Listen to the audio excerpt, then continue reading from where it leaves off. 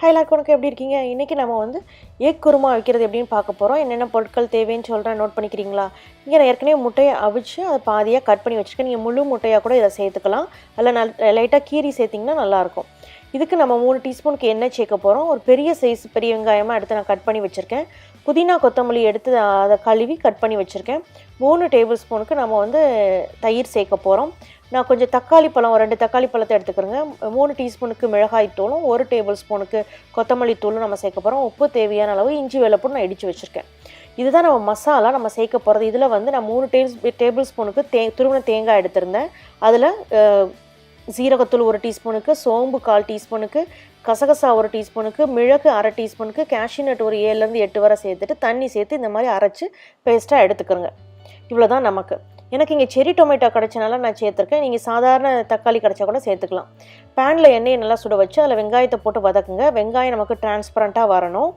அது வரைக்கும் நம்ம வதக்கி எடுக்கணும். அதுக்கப்புறம் அது வதங்கினதுக்கப்புறம் நம்ம எடுத்து வச்சுருக்க இஞ்சி வெள்ளைப்பூடையும் தக்காளி பழத்தையும் சேர்த்து உப்பு சேர்த்து நல்லா வதக்க போகிறோம். தக்காளி பழம் நல்லா மசிகிற வரைக்கும் நம்ம நல்லா அதை வதக்கி எடுக்க போகிறோம். இப்போ நல்லா தக்காளி பழம் மசிஞ்சிருச்சா, இப்போ நாம் எடுத்து வச்சுருக்க மிளகாய் தூள் இருக்குல்லையா, அதுவும் அந்த கொத்தமல்லி தூளையும் சேருங்க. ஏன்னா ஏற்கனவே நம்ம மசாலையில் மிளகு சேர்த்துருக்கோம். அதனால் காற்றுக்கு தகுந்தாப்பில் நீங்கள் சேர்த்துக்கலாம் மிளகாய் தூளை. இப்போ அதுக்கப்புறம் நம்ம மசாலாவை போட்டு வதக்கினதுக்கப்புறம் நம்ம எடுத்து வச்சுருக்க கொத்தமல்லி புதினா இருக்குல்ல, அதையும் சேர்த்து வதக்கிட்டு நம்ம அரைச்சி வச்சுருக்க தேங்காய் கலவையை சேர்த்துருங்க. அந்த ஜாரில் லைட்டாக தண்ணி ஊற்றி அலசிட்டு அதில் ஊற்றிடுங்க.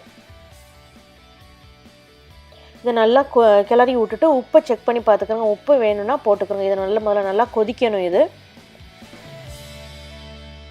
இப்போ இது வந்து நல்லா கொதிக்க ஆரம்பிச்சிருச்சா, இப்போ நம்ம எடுத்து வச்சுருக்க தயிர் இருக்கு இல்லையா, தயிரை சேர்த்துட்டு உடனே அடுப்பை ஆஃப் பண்ணிடணும். அடுப்பை ஆஃப் பண்ணிவிட்டு நம்ம கட் பண்ணி வச்சுருக்க அந்த முட்டைகளை அதில் போட்டுட்டு நீங்கள் இதை மூடிட்டு உடனே கொஞ்சம் தனியாக எடுத்து வச்சுட்டு அதுக்கப்புறம் நம்ம சர்வ் பண்ண ஆரம்பிக்கலாம்.